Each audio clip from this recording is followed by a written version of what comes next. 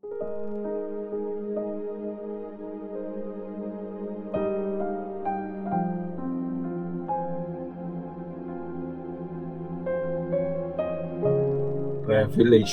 chapter 4.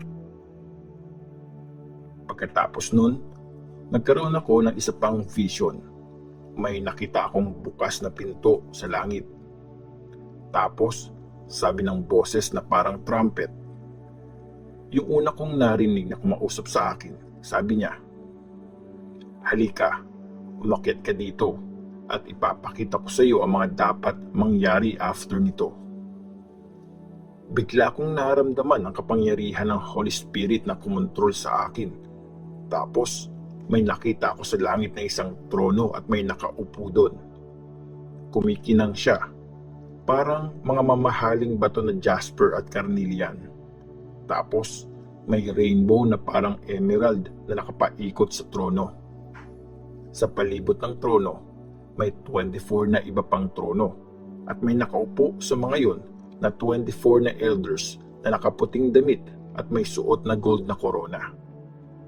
May mga kidlat, dagundong at malakas na kulog na nanggagaling sa trono. Sa harap ng trono, may nakasindi na 7 torch at yun yung 7 espiritu ng Diyos. Sa harap din ng trono, may parang dagat na salamin na kasing linaw ng kristal. Tapos, sa mismong palibot ng trono, sa bawat side nun, may 4 na buhay na nilalang na puno ng mata sa harap at sa likod. Yung unang buhay na nilalang, mukhang layon. Yung pangalawa, parang baka. Yung pangatlo, may mukha ng tao. At yung pang-4, parang agilang lumilipad.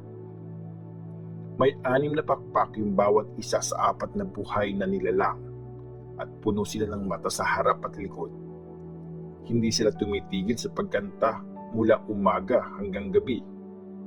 Banal, banal, banal ang Panginoong Diyos na makapangyarihan sa lahat.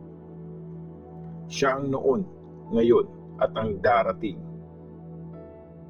Kumakanta ang 4 na buhay na nilalang para bigyan ng papuri, karangalan, at pasasalamat ang nakaupo sa trono na nabubuhay magpakailanman.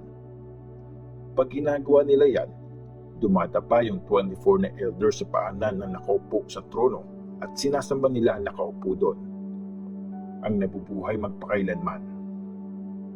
Nilalagay nila ang mga korona nila sa harap ng trono at sinasabi nilang, "Panginoon namin at Diyos, deserve mo talaga na tumanggap ng papuri, karangalan at kapangyarihan. Kasi ikaw ang nag-create ng lahat ng bagay at dahil sa kagustuhan mo, na-create sila at nabigyan ng buhay."